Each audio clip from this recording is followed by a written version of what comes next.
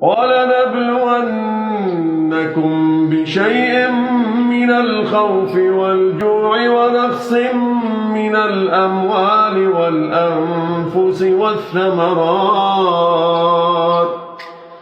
وَبَشِّرِ الصَّابِرِينَ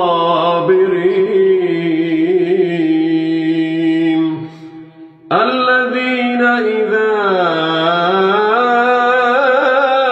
أَصَابَتْهُم مُّصِيبَةٌ قالوا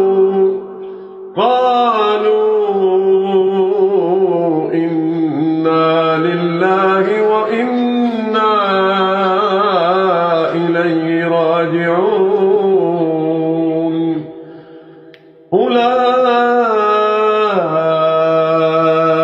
عليهم صلوات من ربهم ورحمة وأولئك